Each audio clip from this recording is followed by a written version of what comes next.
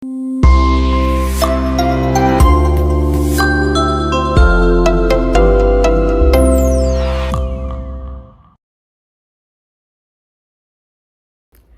MHRers, perkenalkan nama saya Dr. Rizky Amalia Putri. Saya biasa dipanggil Dr. Kiki. Saya merupakan alumni dari MHRI Universitas Brawijaya. Dulu saya menjabat sebagai Vice President Internal, kemudian lanjut ke FNSCOF, dan dulu saya member DOPH. Saat ini kesibukan saya bekerja sebagai dokter umum di salah satu rumah sakit yang ada di Gresik. Kali ini kita akan membahas sebuah materi mengenai sleep deprivation, di mana yang kerap kali terjadi di mahasiswa, terutama mahasiswa kedokteran. Nanti kita akan bahas mengenai faktor risiko apa saja yang dapat terjadi, kemudian bagaimana cara mengatasinya. Yang pertama, kita akan membahas mengenai definisi dari sleep deprivation dan perbedaannya dengan insomnia. Apa sih definisi sleep deprivation ini sendiri? Yakni kekurangan tidur, di mana ketidakmampuan untuk mendapatkan minimal 7 jam tidur setiap harinya, di mana itu berarti jumlah tidur yang didapatkan tidak cukup. Untuk jumlah tidur sendiri sebenarnya tergantung dari individu masing-masing dan juga bervariasi setiap usia. Menurut The National Sleep Foundation sendiri, untuk kebutuhan tidur dewasa, yakni durasinya sekitar 7-9 jam per hari. Lalu perbedaannya apa dengan insomnia? Untuk perbedaan dengan insomnia sendiri, menurut DSM-5, yakni kesulitan individu dalam memulai, mempertahankan, dan juga merasakan kualitas tidur yang buruk. Kondisi ini harus terjadi minimal 3 kali dalam seminggu selama minimal 3 bulan. Meskipun sebenarnya ada kesempatan untuk tidur yang cukup. Faktor-faktor penyebab kurang tidur ini apa saja gitu. Yang pertama yakni kebiasaan tidur yang buruk, di mana kebiasaan tidur yang tidak teratur jamnya atau irregular sleep habit. Biasanya pada mahasiswa kedokteran seringkali tiap harinya kita itu tidurnya tidak teratur jamnya, dikarenakan banyak faktor.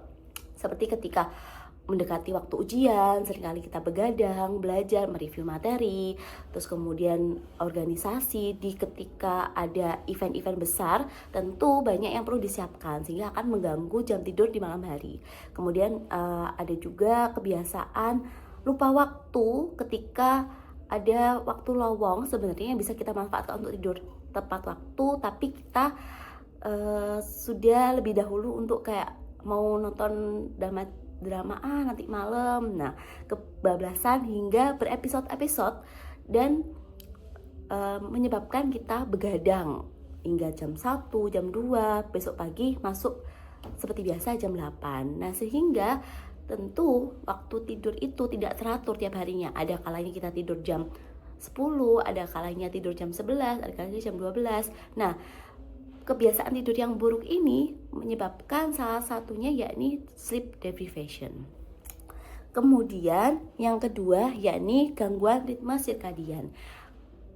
Pola tidur yang tidak teratur tentu dapat mengganggu ritme sirkadian di dalam tubuh kita, yang sebenarnya membantu mengatur siklus tidur bangun di tubuh.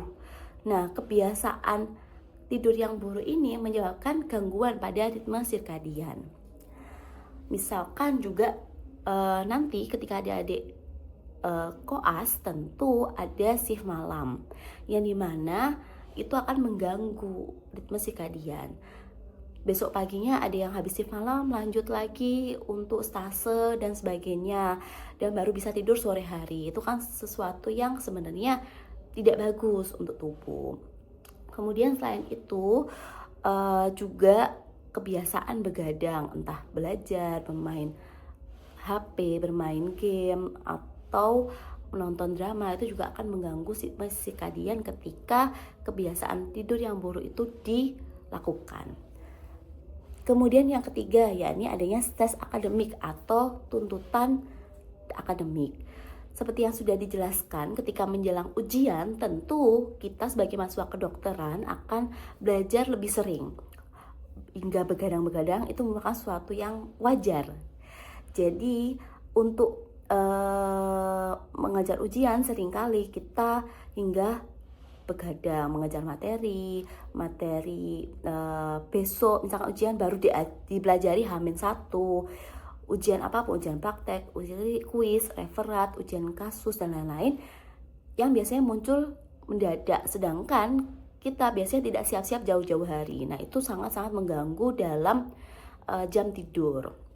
Kemudian yang keempat, gadget sebelum tidur, dimana seringkali agar bisa tidur kita seringkali bermain HP terlebih dahulu, entah scroll TikTok, scroll Instagram,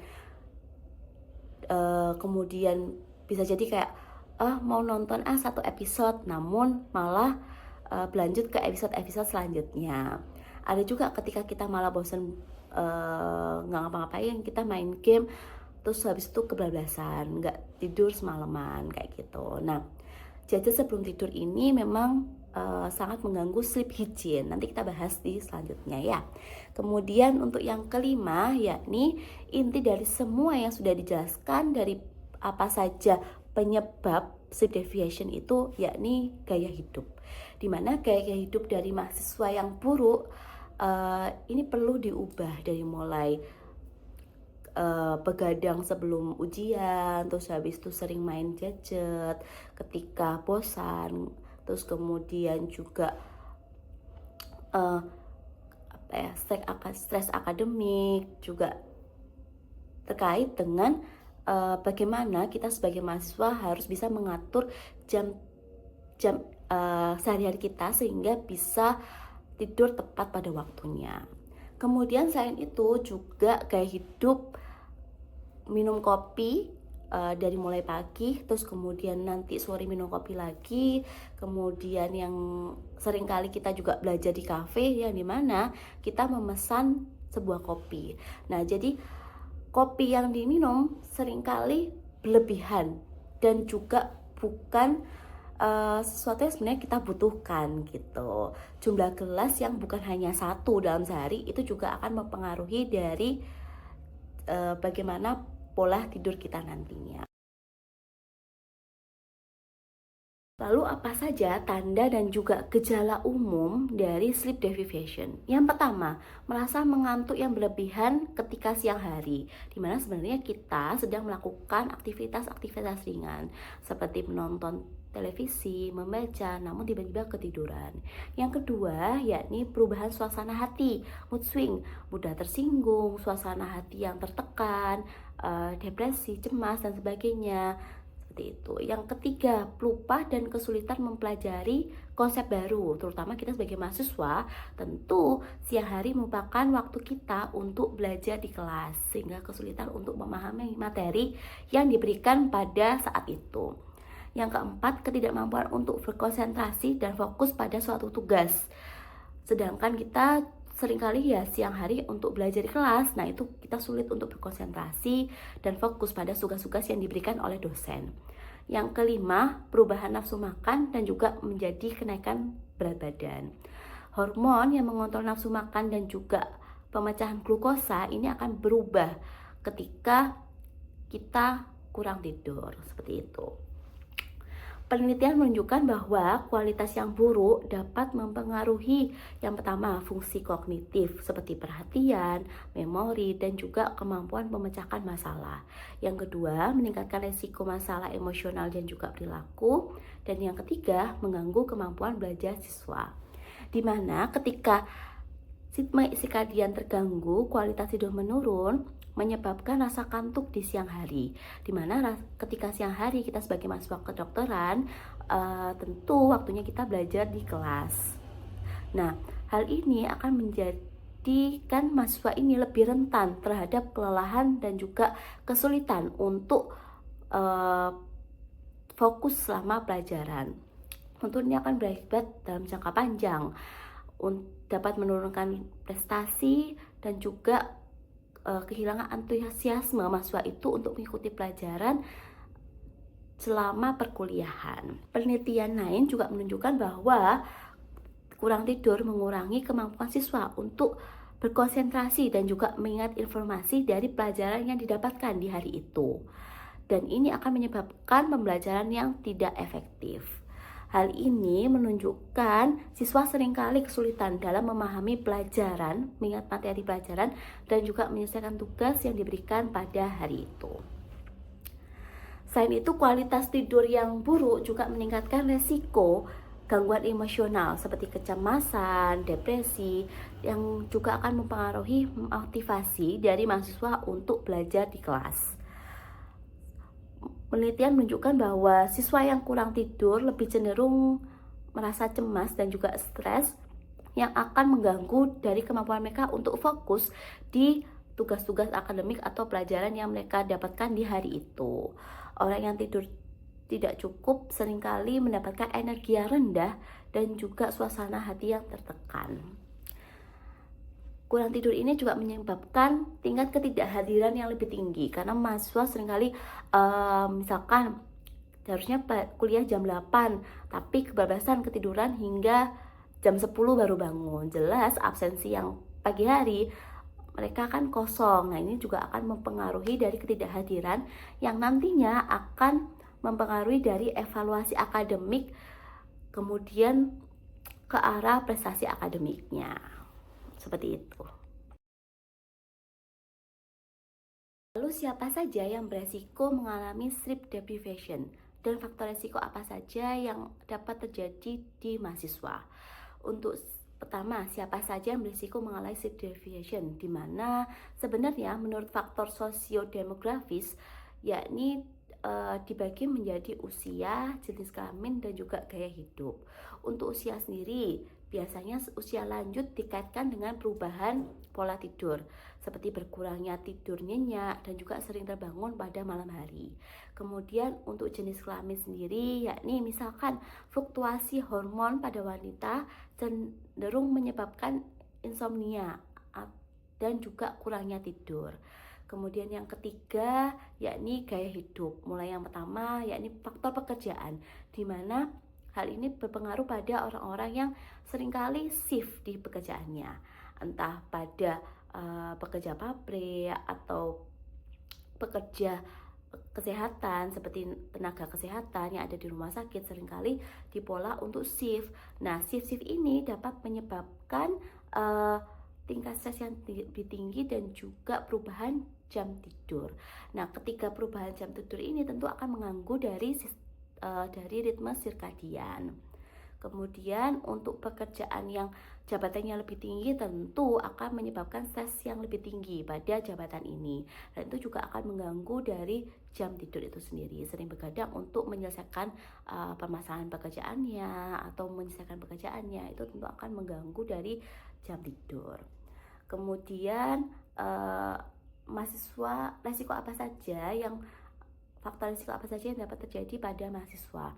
Yang ada 5. Yang pertama, tuntutan akademis. Tentu dengan tuntutan akademis yang tinggi, kita tentu akan mengejar bagaimana pelajaran itu dapat kita maksimalkan sebelum kita ujian besoknya. Nah, ini tentu akan membuat kita begadang. Seringkali begadang tentu mengganggu dari jam tidur itu sendiri. Kemudian ketika fokus ujian, tugas kuliah, proyek, organisasi, rotasi klinis tentu akan memberikan faktor resiko yang besar pada mahasiswa sehingga menyebabkan kurangnya tidur. Kemudian yang kedua, kebiasaan begadang. Kebiasaan begadang entah karena memang tuntutan pekerjaan, tuntutan kita sebagai mahasiswa, atau memang kita kebiasaan begadang untuk hal-hal yang sebenarnya tidak perlu, untuk bermain game atau untuk melihat drama Korea kayak gitu. Nah, yang ketiga, konsumsi kafein berlebihan. Seperti yang sudah dijelaskan sebelumnya, bahwasanya konsumsi berlebihan sehari-hari dapat mengganggu dari stimulan yang dapat menunda dari timbulnya tidur seperti itu, sehingga akan menyebabkan jam tidur itu terganggu. Kemudian yang keempat, penggunaan media sosial sebelum tidur, entah scroll TikTok, scroll Instagram, itu akan menimbulkan dari gangguan tidur itu sendiri. Yang kelima, jadwal tidur yang tidak teratur.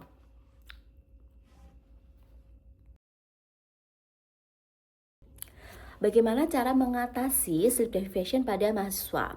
Ada 4 cara. Yang pertama yakni penerapan sleep hygiene. Untuk sleep hygiene ini bagaimana? Yakni yang pertama menjaga jadwal tidur dan juga bangun sesuai pada waktunya. Misalkan sehari-hari dijadwalkan kita tidur mulai pukul berapa dan bangun pukul berapa, dan harus tiap harinya harus konsisten seperti itu. Yang kedua, membatasi tidur siang maksimal 30 menit dalam sehari, dan juga yang ketiga, menjauhi kafein 4-6 jam sebelum jam tidur malam. Yang keempat, yakni membatasi layar elektronik paling tidak 1-2 jam sebelum tidur.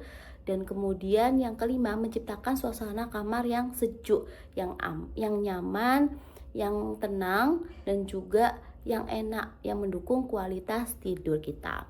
Kemudian selanjutnya yakni lakukan peregangan dan juga meditasi sebelum tidur. Dan yang terakhir adalah gunakan kasur hanya untuk tidur. Jangan dicampur dengan belajar dan juga melakukan kegiatan lainnya. Kemudian yakni yang kedua, manajemen waktu, di mana kita sebagai mahasiswa harus pintar-pintar mengatur waktu sehari-hari untuk belajar, untuk organisasi, dan bagaimana kita bisa mengatur itu semua sehingga tidak sampai menyebabkan kita begadang sebelum ujian. Gitu, bagaimana kita sebagai mahasiswa untuk bisa mengatur waktu sehari-hari, mengatur pelajaran kita sehingga tidak keteteran ketika menjelang ujian. Yang ketiga, pengelolaan stres, di mana kita harus bisa mengatur bagaimana kehidupan kita, bagaimana stresor-stresor yang ada di sekitar tidak menyebabkan kita tertekan atau stres yang berlebihan sehingga mengakibatkan overthinking di malam hari yang menyebabkan kita sulit untuk tidur, malah melakukan hal-hal yang sebenarnya tidak bermanfaat untuk tubuh. Kemudian yang keempat, berkonsultasi dengan tenaga kesehatan apabila dirasa ada faktor-faktor psikologis yang memengaruhi kita dalam memulai atau mempertahankan tidur, seperti itu. Kemudian apa saja langkah yang dapat dilakukan untuk mencegah sleep deprivation pada mahasiswa? Yang pertama, menjaga konsistensi jadwal tidur seperti yang saya sudah jelaskan sebelumnya. Jadi diusahakan untuk bangun dan tidur di jam yang sama setiap hari, konsistensi. Kemudian yang kedua, membatasi penggunaan gawai atau gadget sebelum tidur, paling tidak ya 1-2 jam sebelum tidur. Lalu diganti dengan apa? Diganti dengan entah membaca buku fisik atau melakukan meditasi, peregangan, olahraga ringan sebelum tidur. Kemudian yang ketiga, menciptakan lingkungan tidur yang nyaman, entah yang sejuk, entah kita bersih-bersih dulu tempat tidurnya, kemudian kita mandi dulu, mengganti pakaiannya yang biasa kita pakai sehari-hari pagi dengan pakaian yang khusus tidur, seperti itu. Kemudian yang keempat, mengatur konsumsi kafein, di mana paling tidak sehari-hari jangan sampai kita melebihi dari 300 mg kafein atau setara dengan 4 gelas kopi. Untuk para ahli sendiri sebenarnya menyarankannya memang dibatasi 200-300 mg kafein yang bisa dikonsumsi sehari-hari. Tapi mengkonsumsi kafein 100 mg saja sebenarnya sudah dapat menyebabkan individu itu tergantung pada kafein. Kemudian yang kelima, yang terakhir, yakni menerapkan pola hidup sehat, olahraga 3 kali dalam seminggu, menghindari junk food, kemudian juga batasi mengkonsumsi kafein, seperti itu. Jadi memang bagaimana kita sebagai mahasiswa dapat mengatur pola hidup sehat sehari-hari sehingga menyebabkan pola tidur kita juga akan bagus seiring waktu. Habit itu atau kebiasaan itu sebenarnya bisa kita bangun secara perlahan, paling tidak kita lakukan terlebih dahulu 1 bulan ini untuk mengubah pola kebiasaan kita dalam jangka panjang ke depannya. Itu dia pembahasan kita mengenai sleep deprivation. Semoga bisa bermanfaat buat teman-teman semua. Jangan lupa be active with MSCIA. Bye bye.